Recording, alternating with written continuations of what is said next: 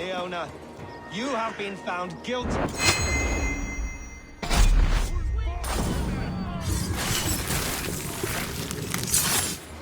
Hey, what is happening, guys? This is Orka from Orka's Gaming Corner, and this is my short review of Assassin's Creed Valhalla. Assassin's Creed Valhalla for me has been one of the better Assassin's Creed amongst the last 3 games, in AC Origins and AC Odyssey included. This is the story of Eivor the Viking protagonist who travels to England in search of better prospects and fertile soil from his native land of Norway.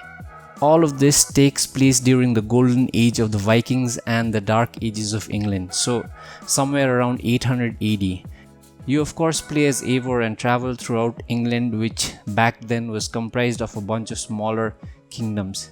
Your mission is to create as many alliances with the native Saxons as possible so that the future of your clan, the Raven clan, has a strong footing on the English soil. So you need to do several small quests to gain alliances with numerous states of England, and in doing so you discover some great characters. You discover what is love if you choose to venture forth. You discover what is camaraderie and many other feelings like betrayal, revenge and so on. That would be a short way of summing up Assassin's Creed Valhalla. Now let's get into the meat of things.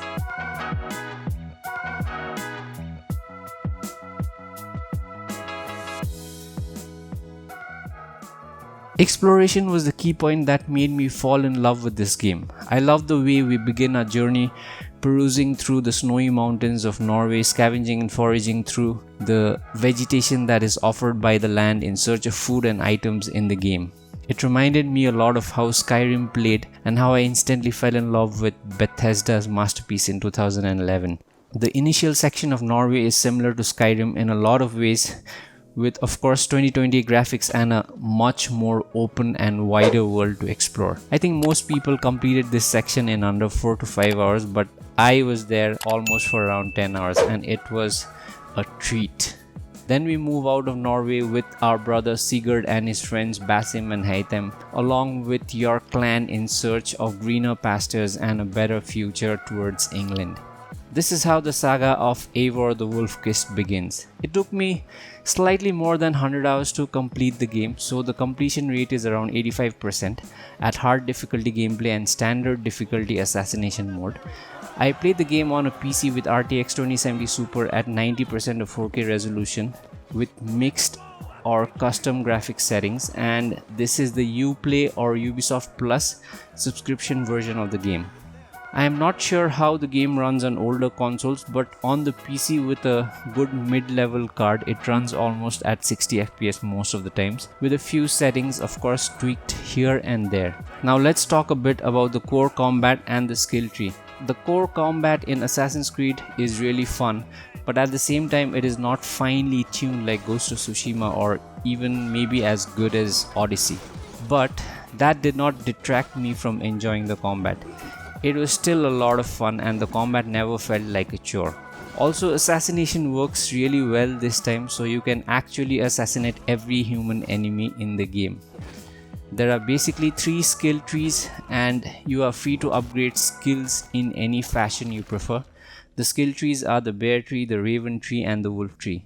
It's a good idea to upgrade skills according to gear you are using, like I mostly played the game with Berserker armor set, which is aligned to the bear skill tree and hence got the skills for the bear skill tree in the beginning.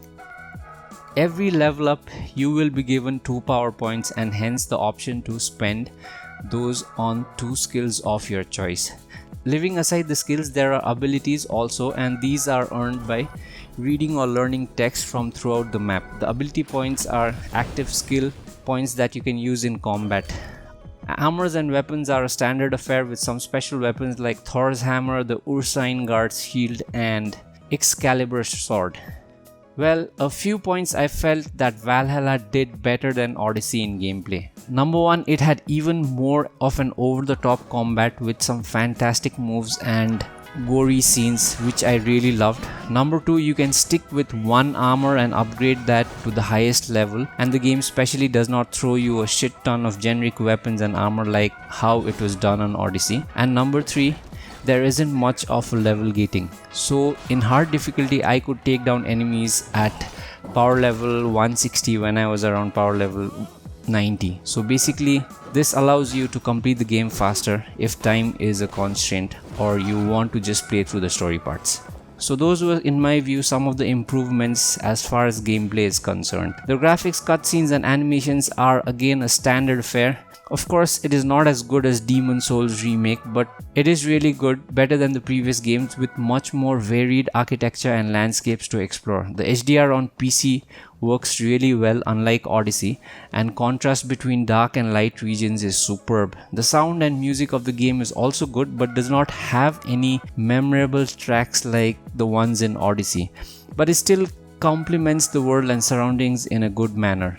I ran into a couple of problems with the sound not matching with the animation during intense battles, but other than that, it felt good mostly. Assassin's Creed Valhalla of course has its own set of bugs, and they can really be funny and sometimes might jolt you out of the immersion. For instance, look at this one where these ladies are drinking, and look at her excitement. I'd love to have what she is having. So the story in Assassin's Creed Valhalla is divided into small sections, and some of them are really good and some of them are not so good.